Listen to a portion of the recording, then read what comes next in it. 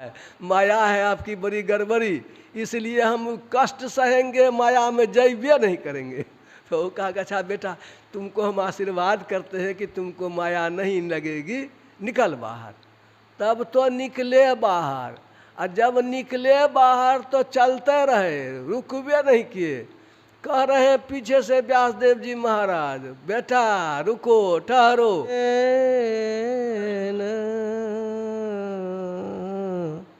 तस्मै श्री गुरवे नमः।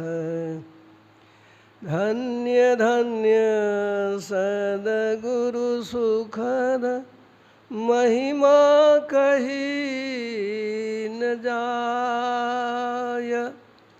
जो कुछ कहूँ तुम्हारी कृपा, मोते कछु न बसाय। श्री सद्गुरु महाराज की जय। प्रातस्मरणीय अनंत श्री विभूषित परमाराध्य श्री सद्गुरु महाराज के त्रैलोक पावन पाद पद्मों में कोटिशः नमन। स्वनिवास में विराजमान पूज्य बाबा के श्री चरणों में कोटिशः नमन। धर्म प्रेमी सज्जन वृंद, साधक वृंद, धर्मशीला देवियों, हम लोग आज 13वें दिन चल रहे हैं, यानी अब 2 दिन और आज को छोड़कर बचा है। 13 3 अवस्था, तजहु भजहु भगवंत। 3 अवस्थाओं में तो हम जाते ही रहते हैं। सब लोग जगे हुए हैं, थक जाते हैं तो सो जाते हैं, सपना देखते हैं। स्वप्न अवस्था, जागृत अवस्था के बाद स्वप्न अवस्था, और उसके बाद फिर निठा नींद में होश नहीं है, गहरी नींद की अवस्था। तो ये जागृत स्वप्न सुषुप्ति उसको बोलते हैं। 3 अवस्थाओं में हमारा जाना आना सब जीवों का होता ही रहता है। इस 3 अवस्था के अलावे भी अवस्था है।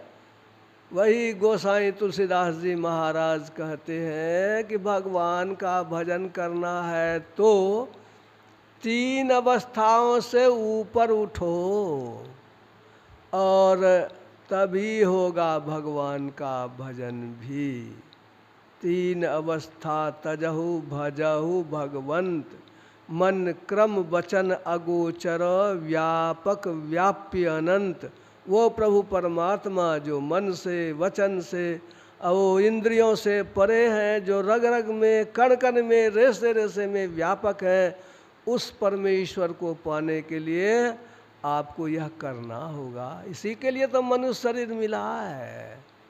सबसे सुंदर शरीर, सबसे श्रेष्ठ शरीर मनुष्य शरीर यह इसीलिए मिला है कि हम ईश्वर का भजन करें। यही मानुष देह समैया में करु परमेश्वर में प्यार।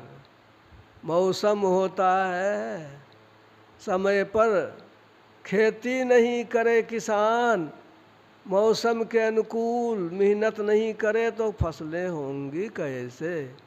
विद्यार्थी का भी मौसम आता है, परीक्षा का मौसम है, पढ़ाई में ढिलाई होगी, नंबर घट जाएगा, और नंबर कम आ जाएगा तो गड़बड़ हो जाएगा, आगे का जीवन खराब हो जाएगा। ऐसे ही 184 भरम के पौ पर अटका आए, अब की पासा न पड़े तो फिर 84 जाए। ये 84 लाख योनियों का वर्णन आया है। ये शरीर जो है कपड़े की तरह है, भगवान ने दया करके दिया है, यह हमेशा मिलेगा जरूरी नहीं है। मनुष्य शरीर के अलावे कितनी ही शरीर में कीड़े मकोड़े पेड़ पौधे वो पशु पक्षी क्या होंगे कोई ठिकाना नहीं है। यह मनुष्य शरीर मिला है हमको, यह उत्तम समय है। यही मानुष देह समैया में मनुष्य का शरीर, यह समय उत्तम समय, इसका उपयोग हमें करना चाहिए। करो परमेश्वर में प्यार। ईश्वर में प्यार नहीं करेंगे, अनुचित कर्मों में फंसेंगे। वो संस्कार हमें जानवर वाला, कीड़ा वाला, पेड़ पौधा वाला ऐसा संस्कार रहेगा तो नीचे जाने से कोई रोक नहीं सकेगा, जाना ही पड़ेगा। इसलिए अपने को सुसंस्कृत बनाना है तो यही समय है। जिसके ही में गुरु संत नहीं, तो कहा जिसने नर अवतार लिया न लिया। तुलसी साहब कहते हैं मनुष्य का शरीर तुम धारण किए आज तो ठीक बात है, लेकिन यदि गुरु नहीं किया, संतों की संगति नहीं करी, ये सद्ज्ञान को नहीं सीखा, तो ईश्वर के प्रति भक्ति नहीं किया तो बेकारे व्यर्थ चला गया। बहुत सा जो काम धंधा इधर उधर बहुत करते हैं, अब भीतर में जो प्रभु परमात्मा है उसका आनंद नहीं लिया तो सब किया धिया सब झूठा ही हो गया। यह भी लंबा भजन में उन्होंने बहुत सारी बातों को कही। गुरु महाराज ने उसको सीधे तौर पर कहा, और यही उन्होंने कहा कि ये कर्म धर्म को जला खाक कर देंगे तुमको तार। प्रभु परमात्मा क्या करेंगे? परमात्मा करेंगे कि हमको अपने ढंग से गढ़ने की ज़रूरत होगी। वह क्या? अपने अंदर में सॉफ्टवेयर, कंप्यूटर तो लोग जानते हैं, सॉफ्टवेयर तैयार होता जा रहा है। कौन सी का? कर्म का। जितना हम लोग कर्म करते जा रहे हैं सब का सब चित्त रूपी फीते पर लोड होता चला जा रहा है। वो जैसे कंप्यूटर में चिप्स होता है और चिप्स में लोड हो गया तो फिर वह जो है आप खोल करके देखेंगे, वैसे ही आपके भीतर में चित्त रूपी फीते पर लोड हो गया कर्म, और वह समय समय पर उघर उघर करके कई जन्म में नहीं 100 जन्म के भी बाद वो भोगाता है। कहानी बहुत सारी आप लोग सुनते ही रहते होंगे।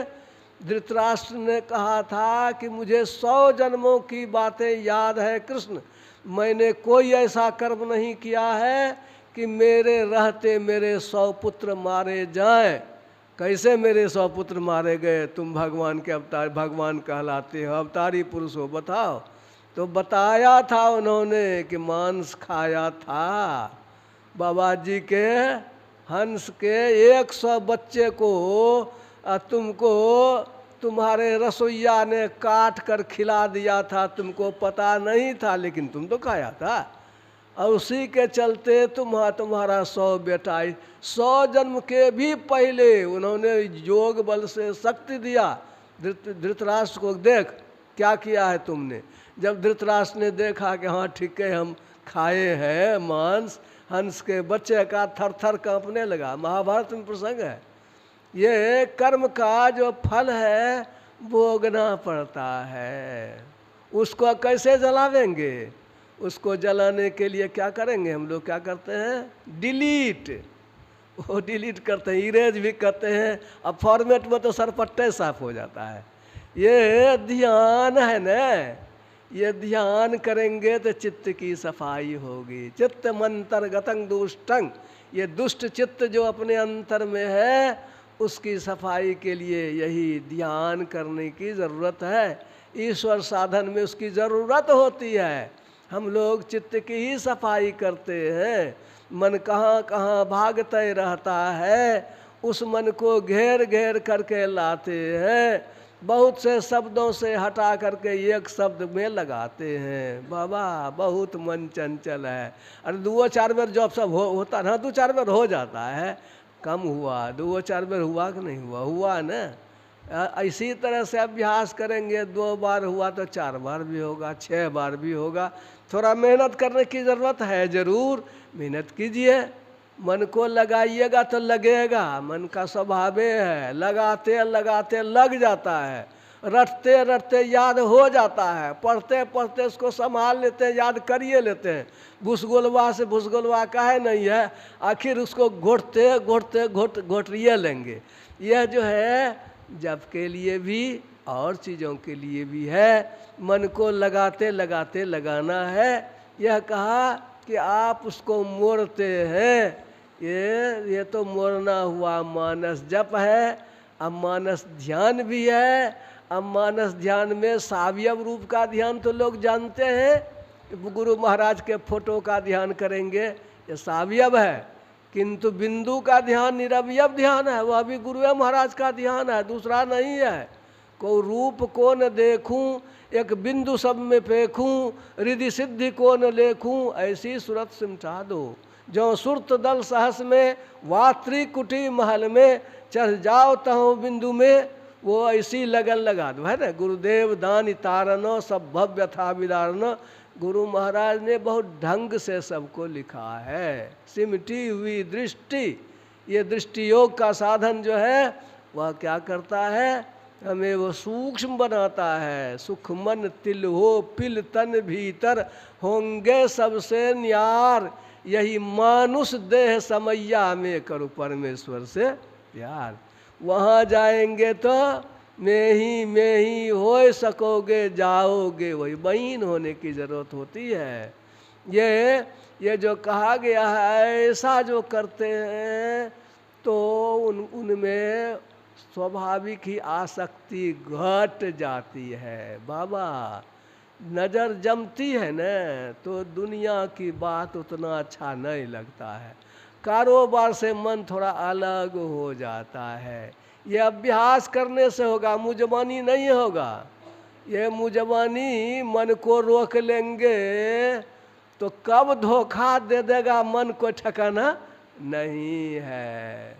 ये इंद्रियों का संस्पर्श होने से, विषयों का संस्पर्श होने से इंद्रियां चंचल हो जाती है, और बलवान इंद्रियग्रामो विद्वान समपि कर्षति। इंद्रियों का समूह अत्यंत बलवान है, बड़े बड़े लोगों को पछाड़ दिया है, छोटका की तो बातें ही क्या है।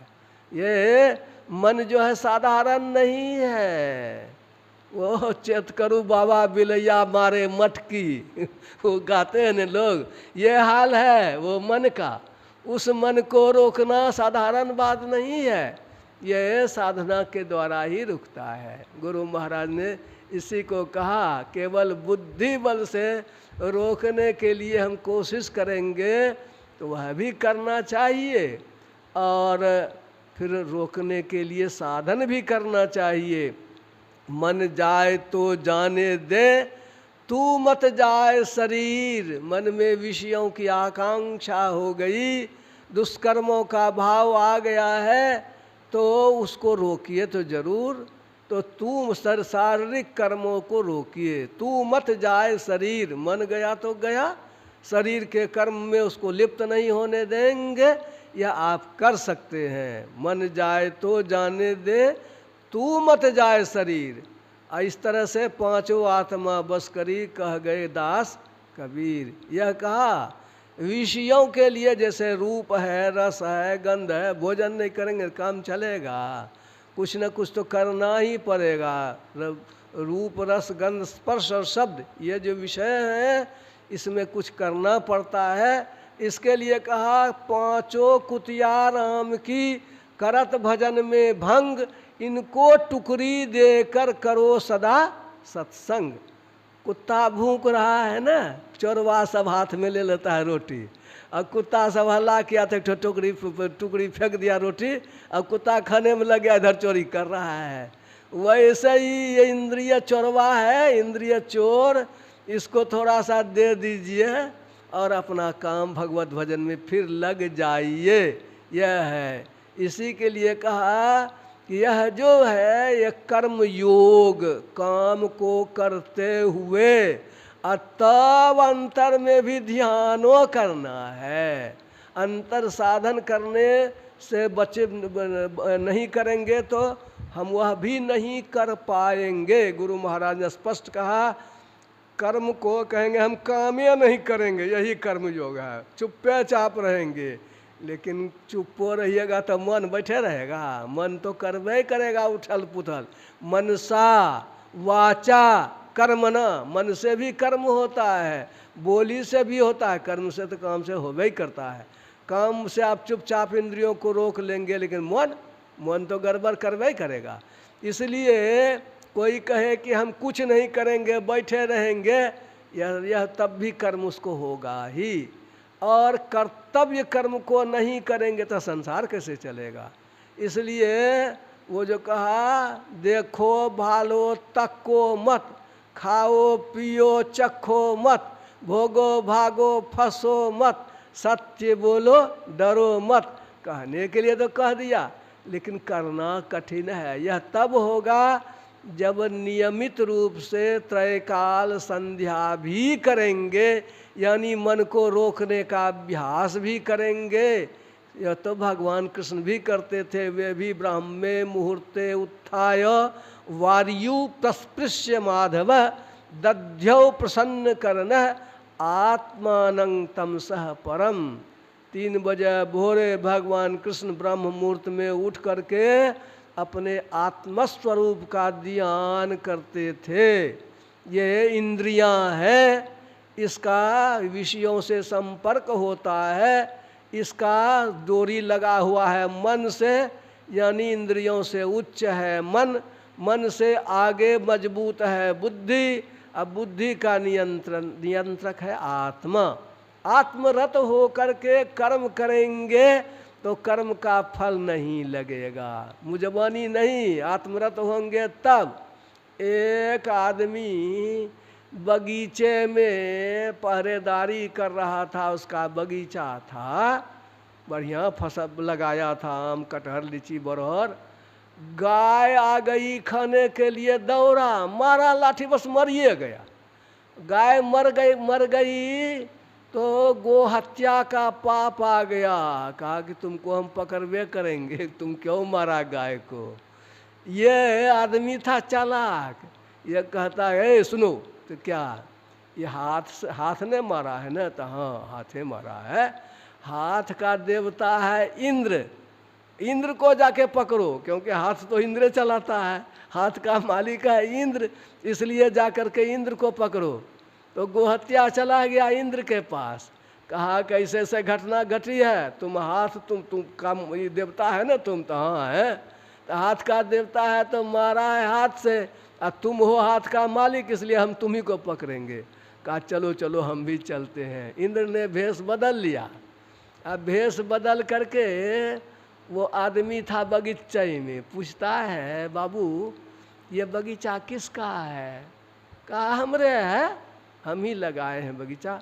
ये आम का पेड़ तो हम ही लगाए हैं, और ये जो है ये कटहल का तो हम ही लगाए हुए हैं, ये जितना सिंचाई उचाई सब हम ही कर रहे हैं, जितना देख रहे हैं ना सब एक बहुत मेहनत से हम लगाए हुए हैं। खूब पूछ लिया, इंद्र कह दिया, और तब अपने रूप में इंद्र आ गया। कहा सब कुछ किया तुम, गाय मारने वक्त हम सब कुछ किया तो हम लगाए हम लगाए हम लगाए, और गाय मारने वक्त इंद्र आकर के मारा है, गायों को तुम ही मारा है। गोहत्या जो है इसको लग गई। कहने का मतलब है कर्म करे करता नहीं, कर्म करे और उसमें आसक्ति नहीं हो, ऐसी स्थिति के लिए सोचने की जरूरत होती है। राजा जनक का नाम गुरु महाराज के प्रवचन में आया, वो आया उसमें कर्मयोगी थे, बहुत अच्छे कर्मयोगी थे।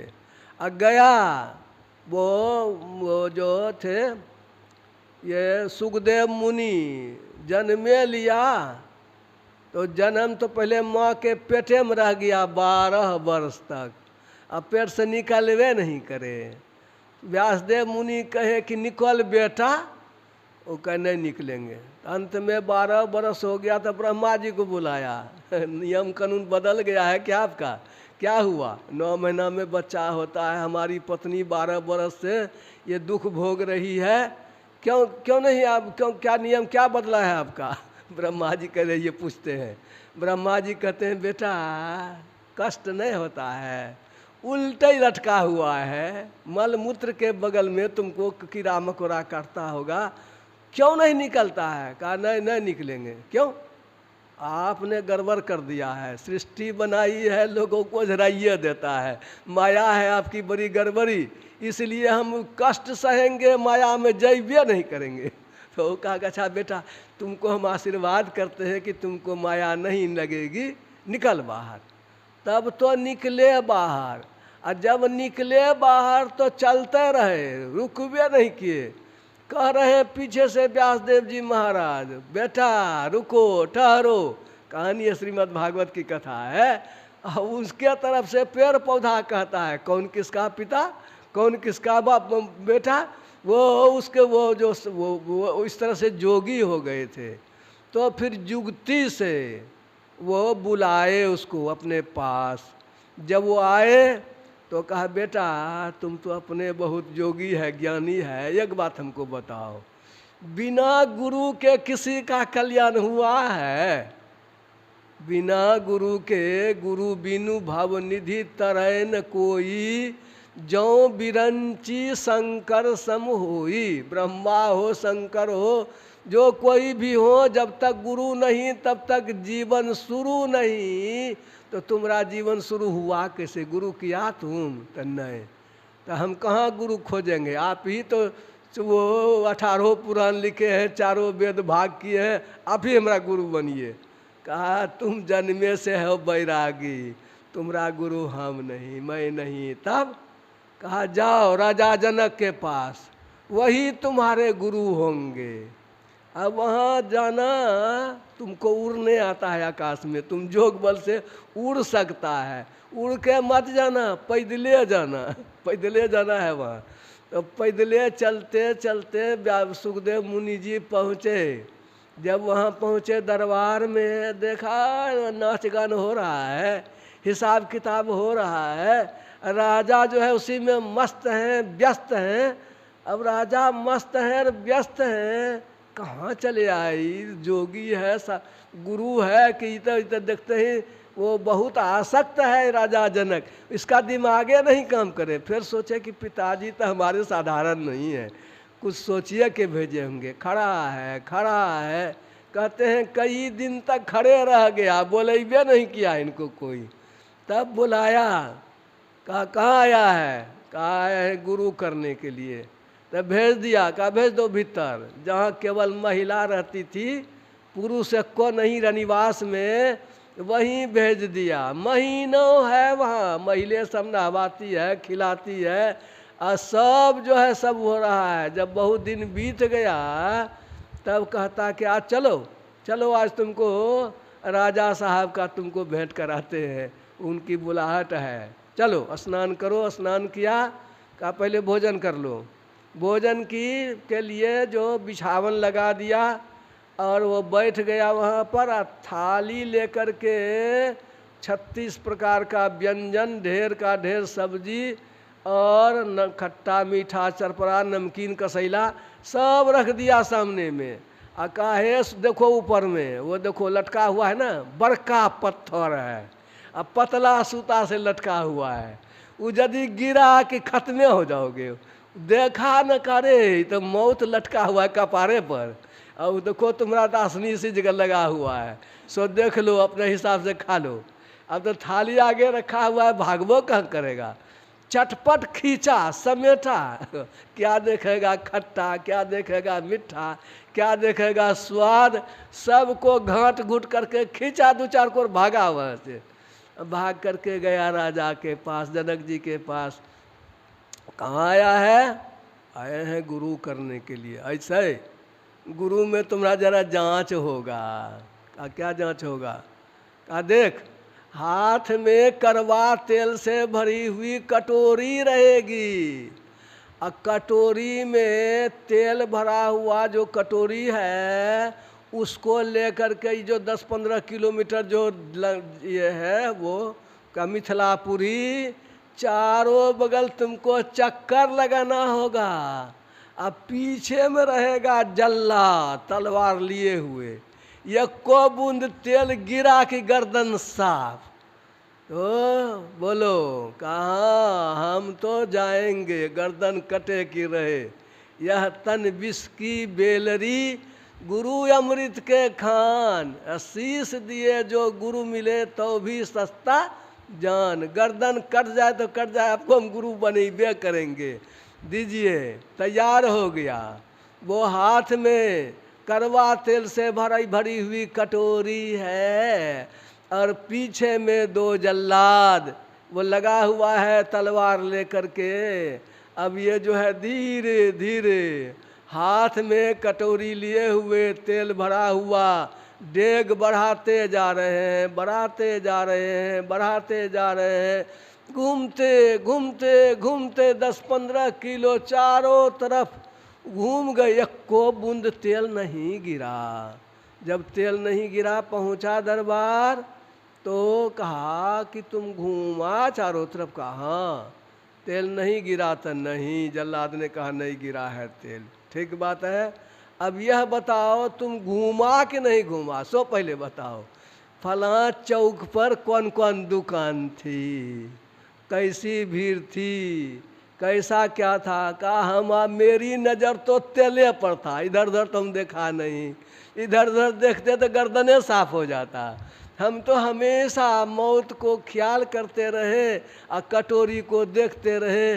बाजार से गुजरा जरूर, लेकिन खरीदने का सामान तो था नहीं कि खरीदते हमको तो केवल चलना था।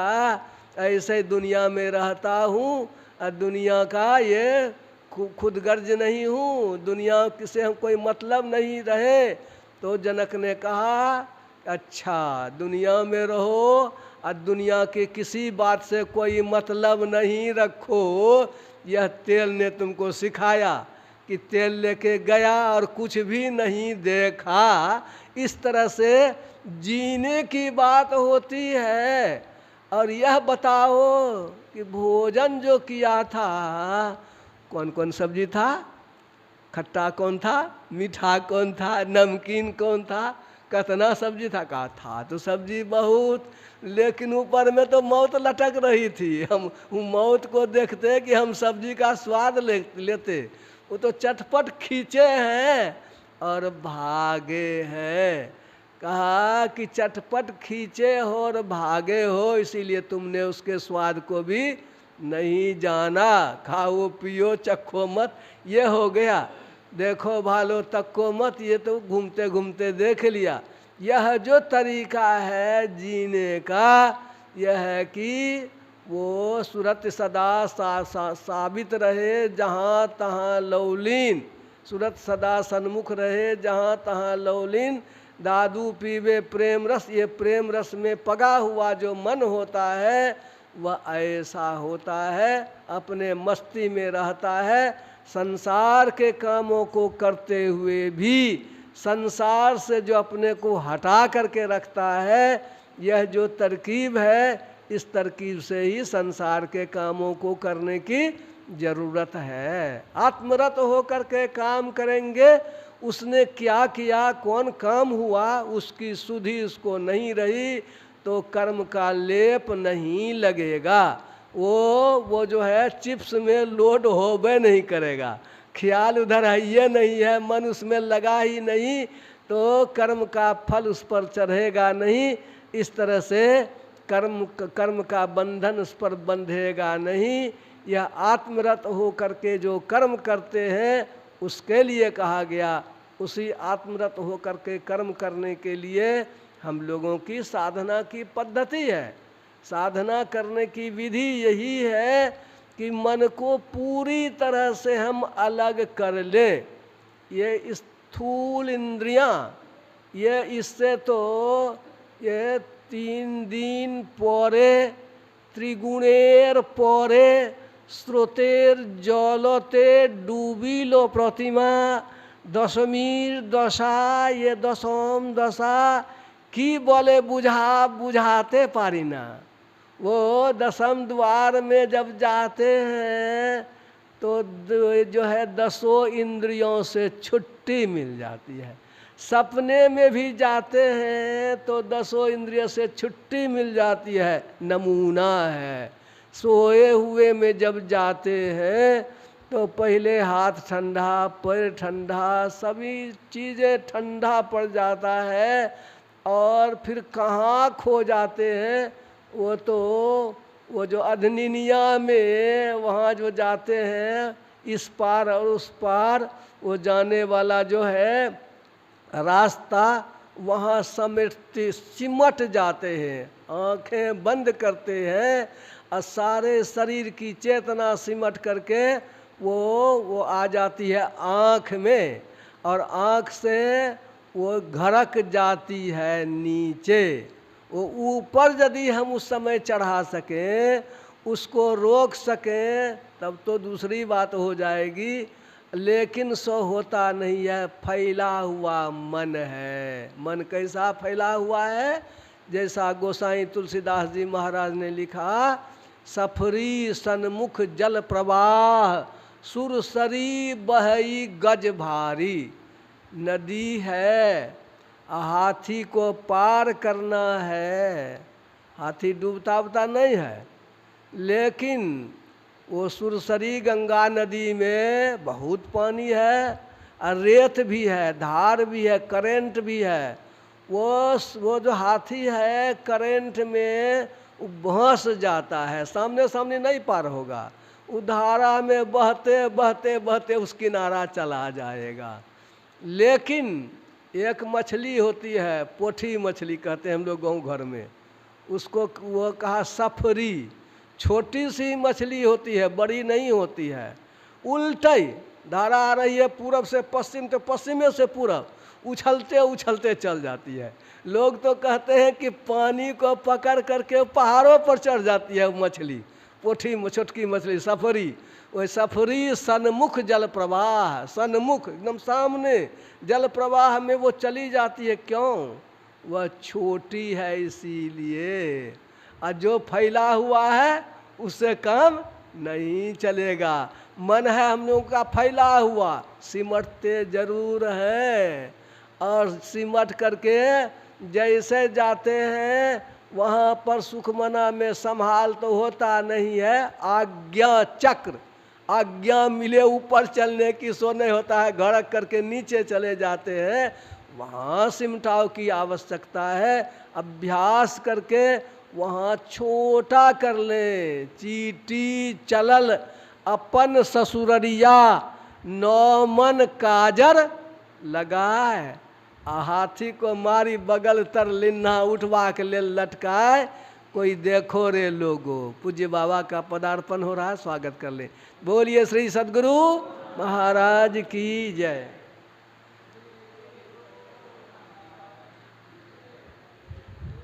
सद्गुरु कर दूं इतने ही सही। हम लोग सुने कि चीटी चली अपनी ससुराल और 9 मन काजर लगा लिया, तब चली ससुराल, नहीं तो नहीं जा पाती। वो क्या है? 9 मन। 9 मन मना नापने वाला मन नहीं, नापने वाला जो मन होता है क्विंटल वाला, सो नहीं। मन मन हुआ मन की धार। ये हमारा जो मन है वह 9 द्वारों में पसरी हुई है। 9 द्वार, 2 आँख, 2 कान, 1 मुंह, अब वो जो है 2 नाक, 7 ठो ऊपर में, 2 ठो नीचे में पेशाब पैखाना। इन 9 द्वार में जो हम बिखरे हुए हैं, फैले हुए हैं, ये सब जगह से मन की धार को समेट करके कहाँ ले जाएंगे? काजर कहाँ लगता है? आँखें में न लगता है। इसलिए दृष्टि के सहारे, दृष्टि योग कहा की बात हो गई। सब तरह से अपने फैले हुए मन को समेट करके आँख में ले आए, और तब ऊपर की चढ़ाई होगी। आज्ञा चक्र से ऊपर की ओर बढ़ेंगे तो वो अवस्था होगी तुरिया। सिमटाव में जब तक है तब तक है तुरिया, वहाँ पर देश काल नहीं। वहाँ पर जाएंगे तब आत्मरत होंगे, तब बस होगा हमारा अपने ऊपर में। और तब ऊपर जब जाएंगे तब कर रहबे न करेगा मन, तो काम का लेप पड़ेगा किस पर, वहाँ चित्त शांत हो जाता है। इस तरह से आत्मरत हो करके कर्म करेंगे, ध्यान भजन करेंगे। केवल गौप मारने से, बोल करके कि हम अपने को बस करके कर्म करते हैं, बोली से नहीं होगा। बुद्धि को धोखा दे जाती है ये इंद्रियां। इसलिए ये साधना जरूरी है, तब आत्मरत होंगे, तब कर्मयोग का अभ्यास होगा, तभी सच्चे कर्मयोगी बन सकेंगे। बोलिए श्री सद्गुरु महाराज की जय।